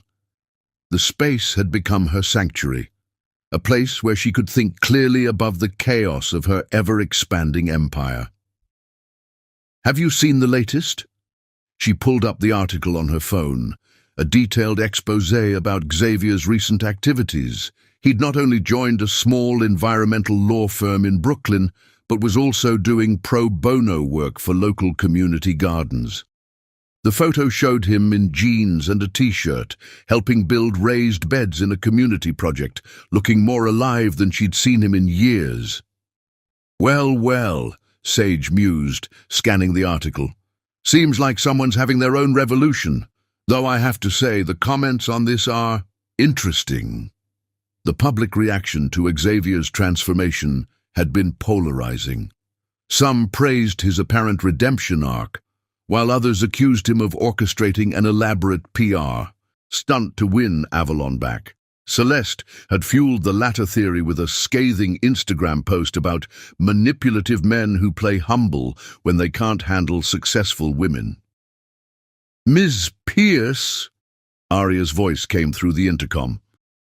I'm sorry to interrupt your evening, but there's something you need to see. Moments later, Arya joined them on the rooftop, tablet in hand. Someone leaked emails from your divorce proceedings. The ones where Mr. Pierce admitted to his affair with Miss Blackwood. They're going viral and, well, there's more. The screen showed a series of leaked text messages between Xavier and Celeste from the early days of their affair, interspersed with time-stamped photos of them at various locations, all while he was still married to Avalon. The story had broken on a major gossip site under the headline, "The Real Reason: Explosive Revelations About Pierce Blackwood Affair." "Celeste," Avalon said quietly, recognizing the calculated timing of the leak. "She's trying to control the narrative." As if on cue, her phone lit up with a text from Victoria Pierce. "Darling, have you seen what that viper's done?" Xavier's beside himself. "He's at the house now and, well, I've never seen him like this." Another notification popped up. Xavier's first public statement since their confrontation, posted on his newly active Twitter account. "I've seen the leaked messages. Yes, I betrayed someone extraordinary for something superficial. Yes, I let ambition and social expectations corrupt my judgment. I'm not asking for forgiveness or understanding, but I want to be clear. My current actions aren't a PR stunt. They're an attempt to become the man I should have been all along." The post was going viral, with social media divided between those supporting his apparent redemption and those convinced it was all an elaborate performance. Celeste had already responded with a series of cryptic Instagram stories, each one designed to paint herself as the victim of Xavier's pattern of manipulation. "Miss Pierce," Jasper appeared at the rooftop door. "Page 6 is calling about a rumor that Mr. Pierce has been seen dining at Sweet Revolution's competitor, Bitter and Sweet. They're spinning it as him trying to sabotage your business." Avalon almost laughed at the absurdity. "Xavier doesn't even like dessert. He never has. He used to joke that it was perfect we met because he could always give me his portion." The memory hit her unexpectedly. Countless dinner parties where he discreetly passed her his untouched dessert, their private signal unchanged through years of marriage. It was these small, intimate details that the public drama couldn't capture, the real history that lay beneath the headlines. "There's more," Arya added reluctantly. "Miss Blackwood has apparently signed a deal for a tell-all book. The working title is Sweet Deception: Behind the Perfect Marriage." Sage snorted into her wine. Perfect marriage. She does realize she was the mistress, right? But Avalon had stopped listening, her attention caught by something else, a small figure on the street below, barely visible in the growing darkness. Xavier stood there, looking up at the rooftop garden, his posture conveying a defeat she'd never seen in him before. Their eyes met across the distance, and for a moment the chaos of leaked messages and public drama fell away. She could see the weight of his mistakes in the slope of his shoulders, the genuine remorse in his stance. He made no gesture, no attempt to call up to her. He simply stood there, bearing witness to the empire he'd inadvertently helped her build. "Should I call security?" Arya asked, already reaching for her phone. "No," Avalon said quietly. "Let him stand there. Sometimes we need to fully face what we've lost before we can truly begin again." The moment was interrupted by another wave of notifications. Celeste had uploaded a video, tears streaming perfectly down her face, claiming that Xavier had manipulated her just as he was now trying to manipulate public opinion. The performance was masterful, designed to generate maximum sympathy and outrage. "You know," Sage observed, watching Xavier's solitary figure below, "for a man who used to orchestrate billion-dollar deals, he's doing a remarkably poor job of managing this PR crisis, almost like he's not trying to manage it at all." Avalon nodded, understanding dawning. The old Xavier would have hired the best crisis management team, controlled the narrative with surgical precision. This Xavier was letting the mess unfold, accepting the consequences of his actions without trying to spin them. Her phone buzzed again.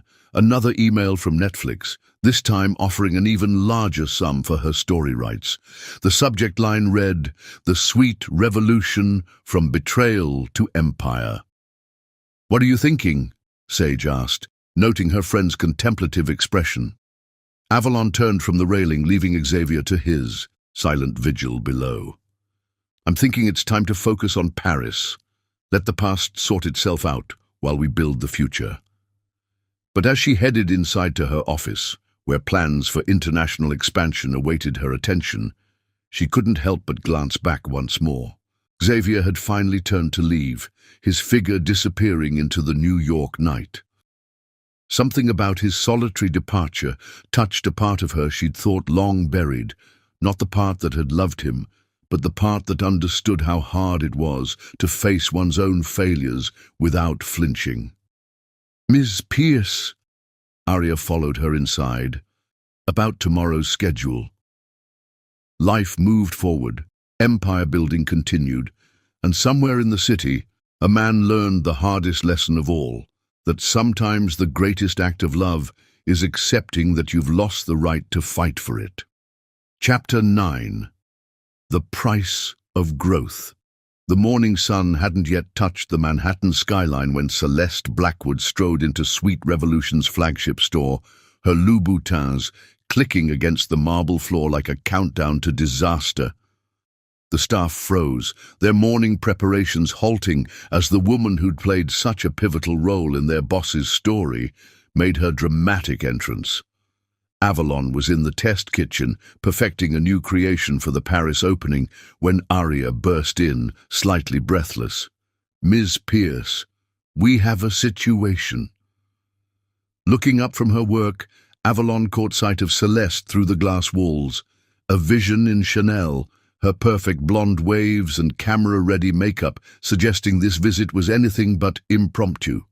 Several phones were already raised, recording what promised to be social media's next viral moment.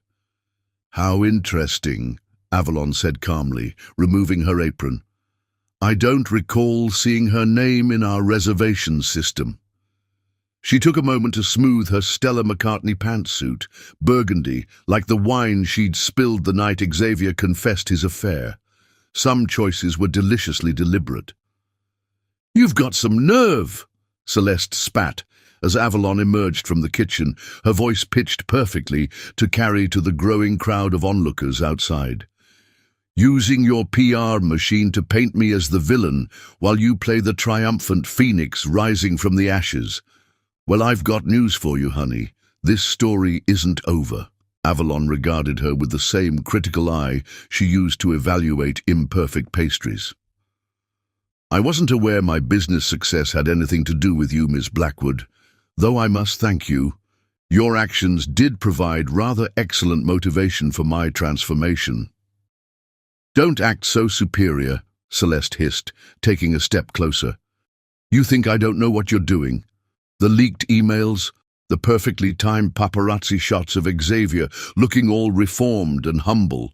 You're trying to destroy what I built, just like you're trying to manipulate him back into your life." A small crowd had gathered inside the store now, regular customers, tourists, and what appeared to be several social media influencers, all filming eagerly. Through the windows, Avalon could see news vans pulling up. Of course, Celeste had probably tipped them off herself. "I haven't leaked anything, Miss Blackwood," Avalon replied, her voice carrying the same sweetness as her signature caramel. "Though I find it interesting that you assume someone would need to manipulate the truth to make you look bad. Sometimes reality does that all on its own." "Reality?" Celeste laughed, but there was a brittle edge to it. "Let's talk about reality. Let's talk about how you're using this whole wronged woman rises from ashes narrative to build your brand. Let's talk about how you've turned my relationship with Xavier into your marketing strategy." "Your relationship?" Avalon's eyebrow arched perfectly, a gesture that would undoubtedly be gift within hours. You mean your affair with my husband? The one you so carefully documented on social media, dating back to when I was still planning our anniversary celebration? The crowd murmured. Someone gasped. Phones recorded everything. That's not... You're twisting things, Celeste stammered, her perfect composure cracking slightly. Xavier and I had a connection. We understood each other in ways you never could. You were holding him back with your simple dreams and your little bakery. Avalon gestured to the gleaming empire around them, the state-of-the-art kitchens, the international press clippings, the wall of awards. Yes, I can see how such simple dreams would be beneath you both. You think you've won? Celeste's voice rose, abandoning all pretense of sophistication. My book will expose everything. How you manipulated your way into the Pierce family. How you played the victim to build your business. I'll show the world who you really are. Ms. Pierce. Jasper appeared at Avalon's elbow. The team from Vogue is here early for the Paris preview shoot. Should I reschedule? No need. Avalon smiled, never taking her eyes off Celeste. I believe Ms. Blackwood was just leaving. Though I must say, if you're planning to write about who I really am, you might want to start with who I've become. A woman who doesn't need to tear others down to rise, who builds empires instead of stealing relationships, who transforms pain into profit instead of peddling it to publishers. The crowd erupted in scattered applause. Someone called out, "Queen!" Another voice added, "Sweet revenge indeed." Celeste's face contorted with rage. "You sanctimonious I wouldn't finish that word," Avalon interrupted smoothly. "The acoustics in here are excellent, and I believe TMZ is live streaming through that window." Sure enough, camera crews had assembled outside, capturing every moment of the confrontation. Celeste's planned ambush had backfired spectacularly. "Security will show you out," Avalon continued, already turning away. "Do try our new collection before you leave. The truth unveiled is particularly revealing. Each layer tells a different story." As security approached, Celeste made one last, desperate play. "He never loved you," she shouted. "You were just convenient, safe, boring. I was exciting, ambitious." "You were a mirror," Avalon cut in, her voice gentle but carrying.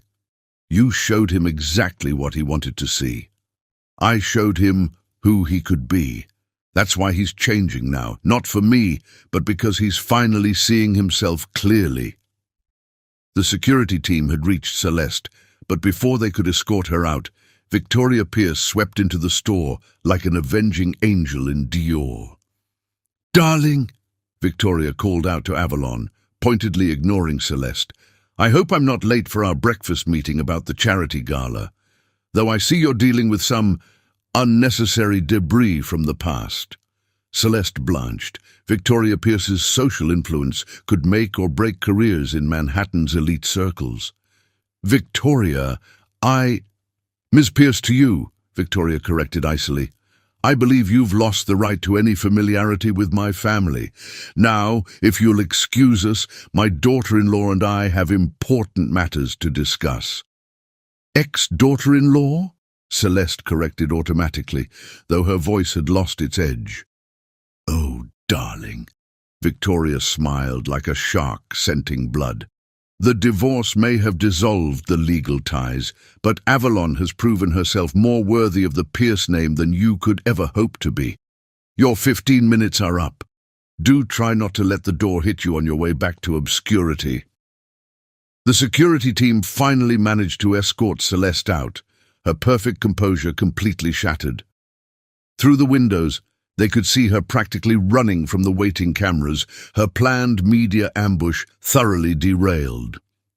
"Well," Victoria said briskly, turning to Avalon, "that was invigorating.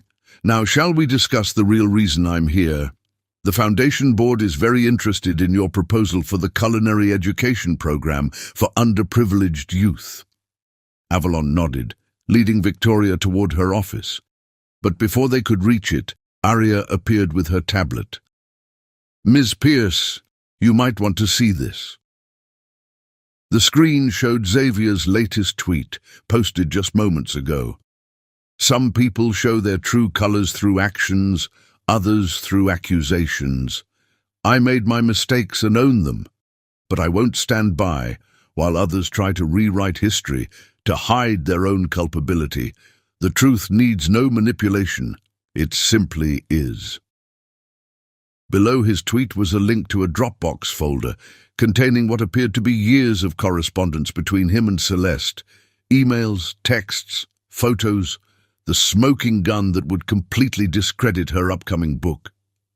"Well, well," Victoria mused, reading over Avalon's shoulder. "It seems my son has finally learned the value of radical honesty, though his timing remains impeccable." Another notification popped up. Celeste's publisher had just released a statement announcing the cancellation of her book deal. Apparently they had concerns about the authenticity of certain claims. "Ms. Pierce," Jasper called from the kitchen, "the Vogue team is ready when you are. They're particularly excited about photographing the new Paris collection." Avalon handed the tablet back to Arya. "The past can wait. We have a future to build." As she walked away, her phone buzzed with a text from Xavier. "I didn't do this for you. I did it because it's time everyone's truth was revealed, including my own. Good luck with Paris."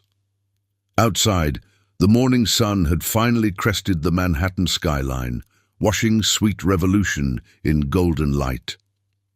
Inside, Avalon moved through her domain with the confidence of a woman who had learned that the sweetest revenge wasn't about destroying others. It was about building yourself into something so magnificent that their attempts to dim your light only made you shine brighter. The Vogue team was setting up their equipment, preparing to capture the next chapter of her story. But this chapter wasn't about Xavier, or Celeste, or even revenge. It was about the price of growth. How some people rise by climbing over others, while others rise by building elevators for those who would follow. "Ready for your close-up, Ms. Pierce?" the photographer asked. Avalon smiled, thinking of how far she'd come from that heartbroken woman staring at divorce papers in a sunlit kitchen. "Ready," she replied. "I've never been more ready." Chapter 10. Breaking Points. The rain fell in sheets across Manhattan, turning the city into a watercolor painting of blurred lights and reflections.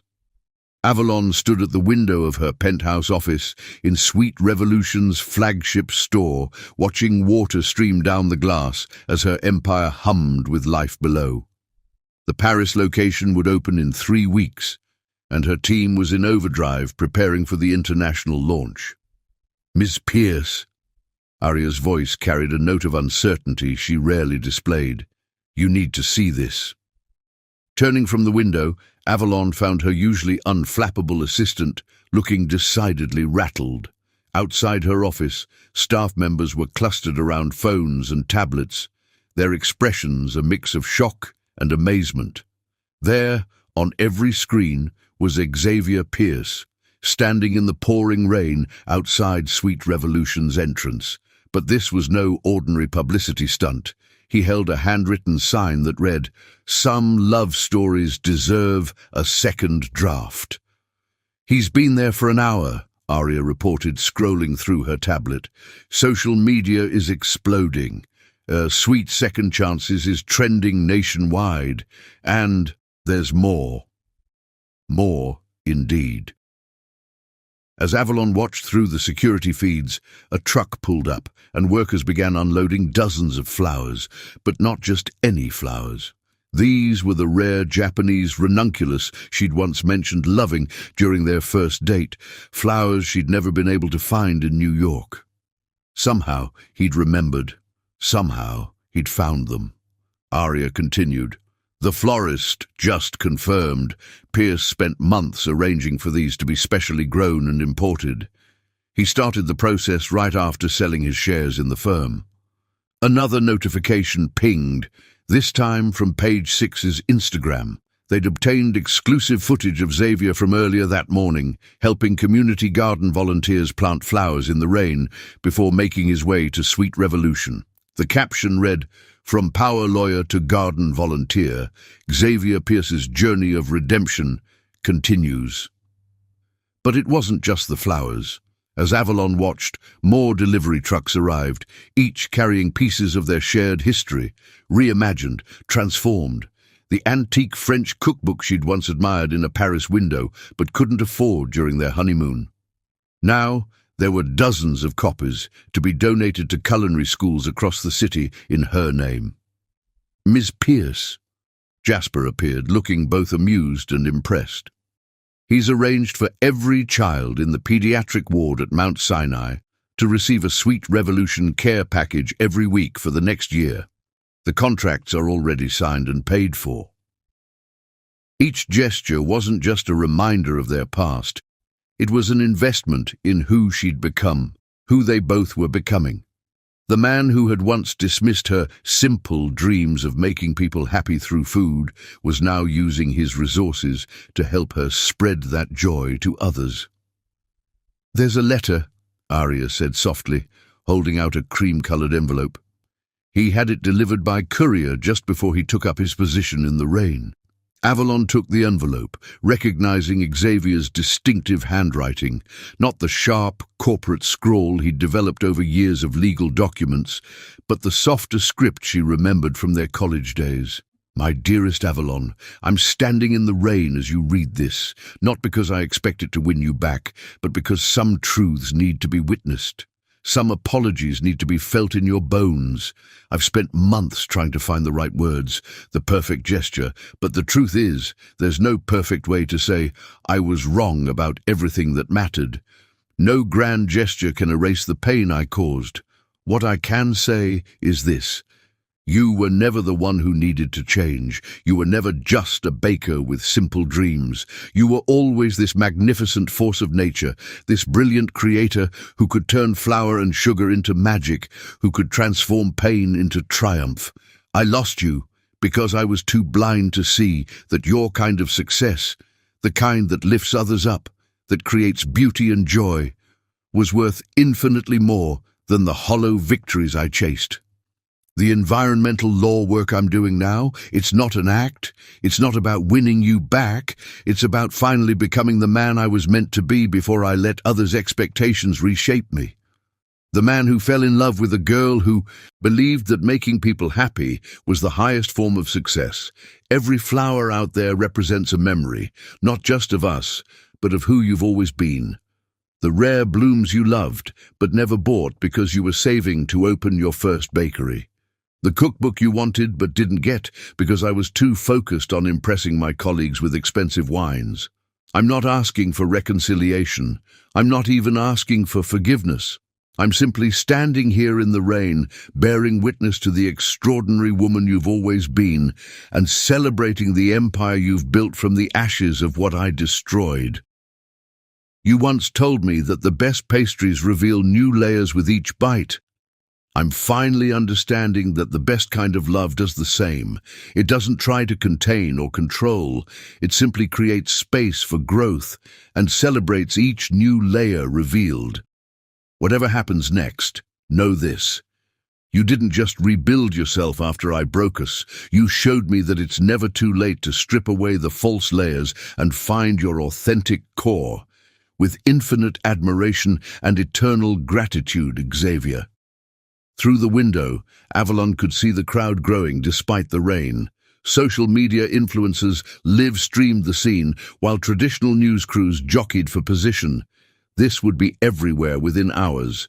Xavier Pierce, former corporate shark, standing vulnerable in the rain, publicly declaring his admiration for the woman whose heart he'd broken.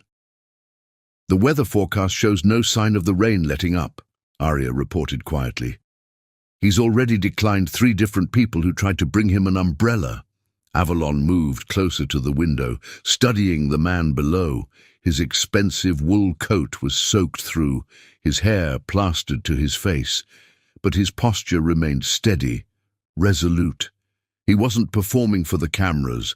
His gaze remained fixed on the building, on her, even though he couldn't see through the tinted windows. "Ms. Pierce?" Jasper appeared again. "The team from Tokyo is on the line about the collaboration, and the Paris contractors need approval on the final designs." Life continued. Her empire grew. Success called. But as she turned to head to her conference room, something caught her eye, a small detail in the security feed that the news cameras hadn't captured. At Xavier's feet lay a familiar book, getting slowly ruined by the rain. His copy of The Art of French Pastry, the one she'd given him in law school, filled with her handwritten notes and dreams in the margins. He'd kept it all these years. "Your 3 o'clock is here," Arya reminded gently. "Should I have security ask Mr. Pierce to leave?" Avalon watched another wave of delivery trucks arrive, these carrying ingredients and supplies for local culinary schools, all anonymously donated in Sweet Revolution's name. Each gesture showed not just remorse, but understanding. He wasn't trying to buy her forgiveness. He was investing in the dreams she'd always had, even when he'd been too blind to see them. The rain continued to fall, and somewhere between the past and future, between revenge and redemption, a woman who had built an empire from heartbreak stood at a crossroads, watching a man choose to drown in his regret rather than hide from his truth. "No," she said finally. "Let him stand there. Sometimes the hardest part of transformation is bearing witness to our own breaking points." She turned back to her empire, to her success, to her future.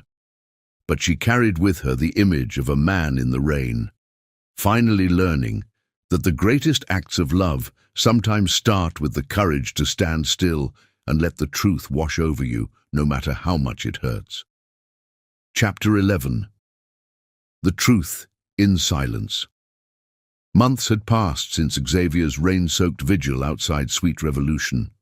The Paris location had opened to international acclaim, with critics hailing it as a revolution in modern patisserie. Tokyo was next, with a space already secured in Ginza. Avalon's empire continued to grow, each success sweeter than the last. But on this quiet Sunday morning, as she sat in her penthouse reviewing expansion plans, an unexpected delivery arrived. A weathered leather journal, its pages yellow with age and memories. The note attached, in Victoria Pierce's elegant handwriting, read, "Some truths need time to age properly, like fine wine or perfect pastry, V." Inside, Avalon found her own handwriting from years ago, documenting the early days of her relationship with Xavier. She'd given the journal to Victoria for safekeeping during their engagement, a tradition in the Pierce family. Now, reading those pages was like opening a time capsule to a different life. September 15th, first year of law school. Today I met someone who looks at pastries the way I do, not just as desserts, but as possibilities. Xavier Pierce, third-year law student, future environmental crusader, his words not mine. He doesn't even like sweets, but he sat in the campus cafe for 3 hours, watching me sketch designs for my dream bakery. He gets it. He gets me. The memory hit her with unexpected force. Xavier in his worn jeans and Yale sweatshirt, so different from the polished corporate lawyer he'd become, leaning over her sketches with genuine curiosity. Back then, his ambitions had been about changing the world, not conquering it. A notification pulled her from her reverie. Sweet Revolution's Tokyo Instagram had posted a preview of their location design. The comment section was flooded with anticipation, but one caught her eye. A photo from an environmental law project in Brooklyn, where Xavier was helping establish a rooftop garden for a community center. He looked more alive in his work-stained clothes than he ever had in his $1,000 suits. Turning back to the journal, she found an entry from their first anniversary. "Xavier surprised me today, not with jewelry or expensive gifts, but with a business plan. He actually researched artisanal bakeries, market trends, potential locations. Your dreams aren't simple, he said. They're revolutionary. For the first time, I'm letting myself believe that maybe love and ambition don't have to be separate things. Her phone buzzed. An email from Sage containing a link to a legal blog. The headline read, "Former corporate titan Xavier Pierce wins landmark case for urban agriculture rights."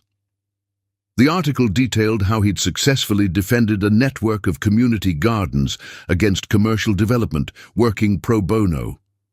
Another page in the journal caught her eye, this one water-stained and wrinkled. "Something's changing." Xavier came home late again, talking about client expectations and social obligations. When I showed him my new recipe concepts, he smiled that distracted smile that doesn't reach his eyes. "Maybe stick to the classics for now," he said. "Innovation is risky in this market." When did he start seeing my dreams as risks rather than revolutions? "Ms. Pierce?" Aria's voice came through the intercom. "The team from Vogue is here for the Women Redefining Luxury feature."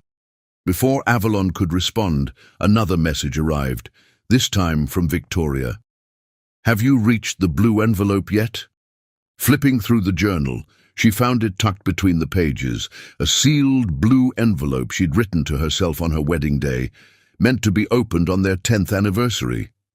They hadn't made it that far, but perhaps now was the time. Inside, her younger self had written, "Dear future me, today, I marry a man who sees possibilities where others see problems, who understands that dreams don't have to be practical to be worth chasing. If you're reading this on our 10th anniversary, I hope we've built something extraordinary together. Not just a marriage or a business, but a legacy of believing in each other's revolutions. But if something's changed, if the man who once spent hours designing your dream bakery on cafe napkins has forgotten how to dream, remember this moment. Remember that love, like pastry, requires both structure and creativity. Too much of either, and it crumbles. Most importantly, remember that you are not just Xavier Pierce's wife. You are a revolutionary in your own right. Your dreams are not simple.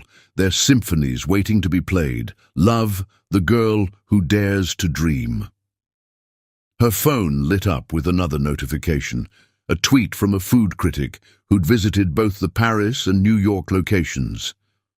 What sets Sweet Revolution apart isn't just the innovation in pastry, it's the philosophy behind it. Each creation tells a story of transformation, of daring to reimagine what's possible. Attached was a photo of her signature dessert, the Phoenix Rising, now famous worldwide. But there was something else in the image that caught her eye. In the background, barely visible through the store window, was Xavier.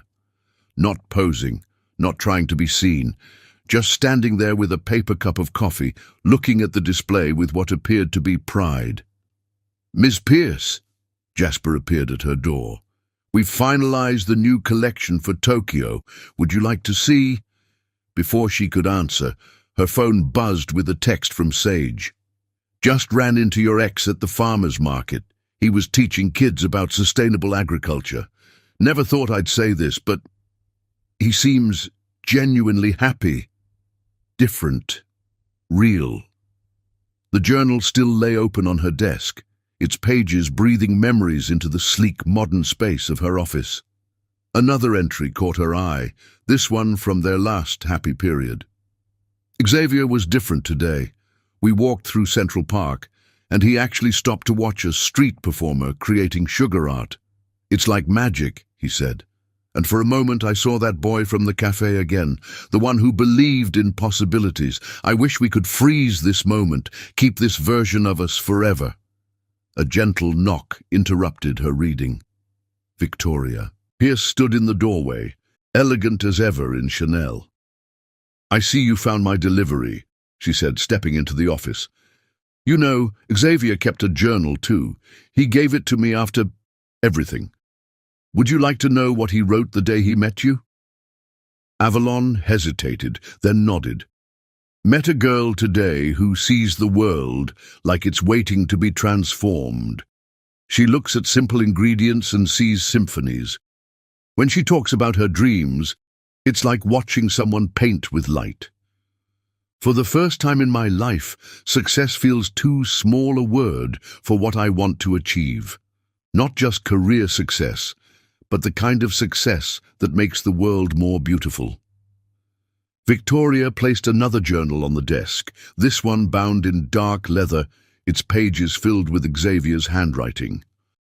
"Read it," she said softly. "Not because he deserves forgiveness, but because sometimes understanding is its own kind of closure." As Victoria left, another notification lit up Avalon's phone.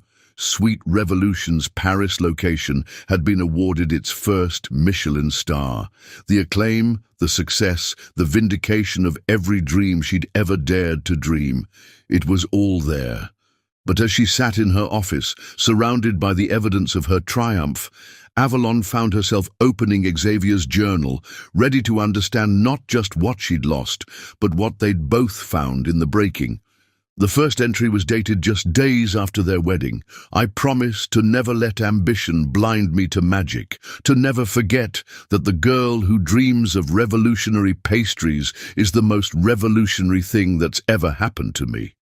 Below that, in different ink written years later, "I broke every promise. But watching her rise from the ashes of us, I finally understand. Some revolutions begin with endings."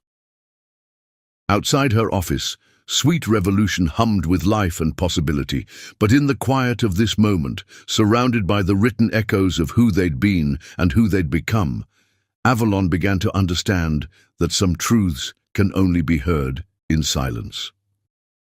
Chapter 12. Full Circle. The small park near their old apartment looked different in the golden light of sunset. Avalon stood by the wrought iron gates, watching children play near the fountain where Xavier had proposed 8 years ago. She'd chosen this spot for their meeting deliberately, not for its romantic history, but because it represented a crossroads of who they'd been and who they'd become. She was early, giving herself time to process the whirlwind of the past year. Sweet Revolution had become a global phenomenon, with locations in Paris, Tokyo, and soon Dubai. Her recent Forbes cover story had dubbed her the Queen of Culinary Innovation. But success, she'd learned, was sweetest when it didn't define you. Xavier arrived exactly on time, looking both familiar and transformed. Gone was the power suit armor he'd once worn like a second skin. Instead, he wore dark jeans and a cashmere sweater that spoke of comfort rather than status. His eyes, though, they were different, clearer, more like the law student who'd once spent hours listening to her dream about revolutionary pastries. "Thank you for coming," he said softly, keeping a respectful distance. "I wasn't sure you would." "I wasn't either," she admitted, noting how he carried himself differently now. Less like someone trying to own the space and more like someone comfortable simply existing within it. They walked in silence toward the fountain, where the setting sun turned the water into liquid gold. A street vendor was selling roasted chestnuts nearby, the scent triggering memories of their first winter together. "I've been reading our old journals," Avalon began, watching a young couple share a bag of chestnuts, their laughter echoing across the park. "It's strange, seeing who we were, who we became, who we are now."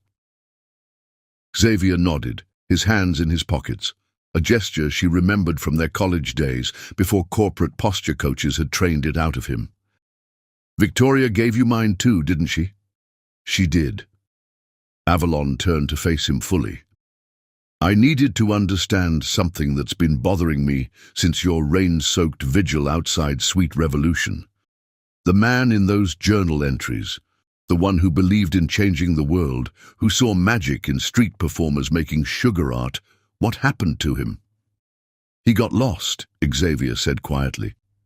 "Somewhere between trying to live up to my father's legacy and society's expectations, I forgot that the biggest revolutions often start with the smallest dreams. It took losing everything I thought I wanted to remember what I actually needed.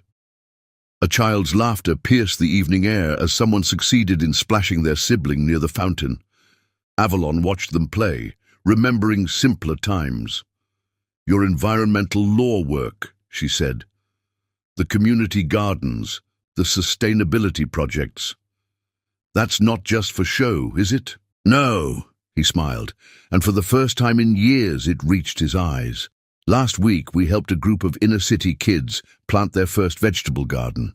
One little girl looked at a tomato seedling like it was pure magic. It reminded me of how you used to look at simple ingredients, like you could see all their potential for transformation." "I've seen the media coverage," Avalon acknowledged. "The former corporate shark turned environmental warrior. It's quite the story." "I'm not doing it for the story," Xavier said firmly. "I'm doing it because for the first time since law school, I feel like I'm creating something meaningful, something that makes the world a little more beautiful, like you always have." They reached the fountain, its spray creating miniature rainbows in the fading light. Avalon touched the water, letting it run through her fingers. "I needed to thank you," she said finally, turning back to him. "Your betrayal broke something in me that needed breaking. The woman you left would have never become who I am today." "And who are you today?"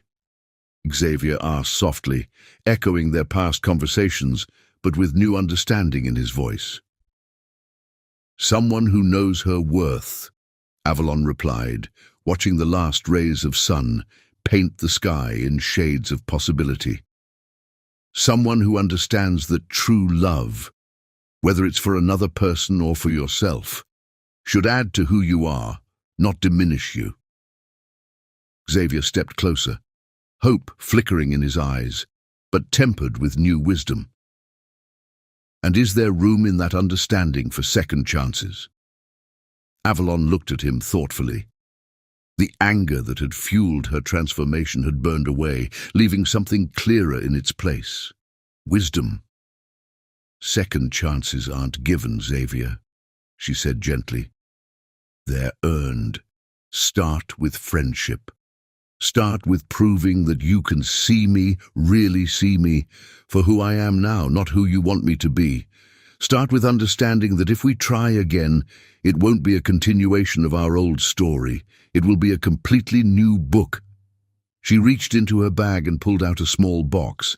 Inside was a perfect miniature version of her signature Phoenix Rising dessert, crafted personally by her hands that morning.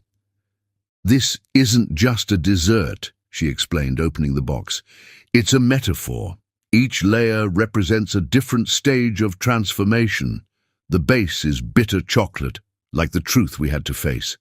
The middle layers are various intensities of sweetness and complexity, like the journey we've taken. The top, well, that's crystallized honey, because sometimes the sweetest things come from letting pain transform into something new." Xavier took the offered dessert, understanding the significance of the gesture. In all their years together, she'd never created something specifically for him. "Try it," she encouraged. "Really taste each layer, because that's what I'm offering. Not a quick reconciliation, but a chance to discover each layer of who we've become, slowly, thoughtfully." He took a bite, and she watched his expression change as each flavor revealed itself. "It's complex," he said finally. "Beautiful. A little bit challenging. Like life," she smiled. "Like growth. Like real love."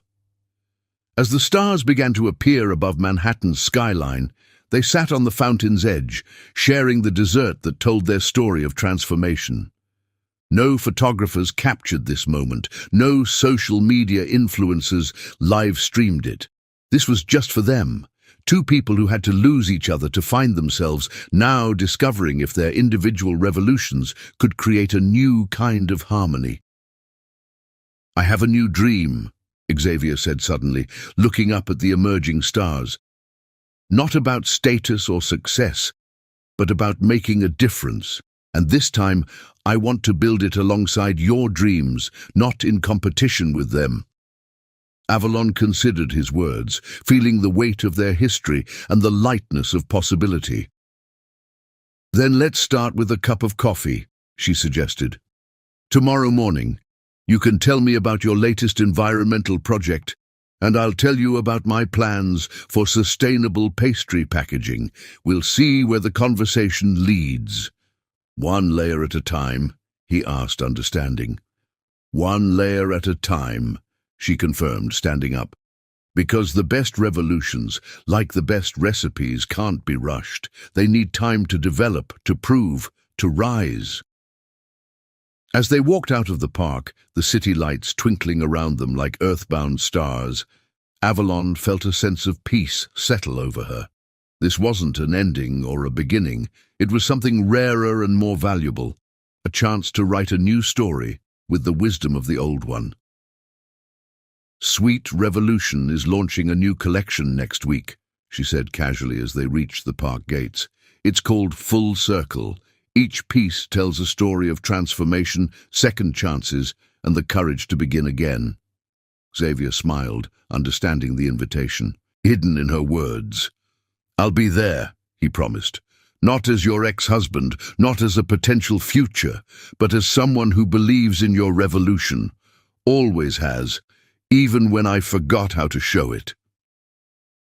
They parted ways under the New York sky, each heading toward their separate homes, but connected by something new, not the passionate love of their youth or the broken promises of their past, but the mature understanding that sometimes life's sweetest creations come from letting go of the recipe you thought you needed and daring to create something entirely new.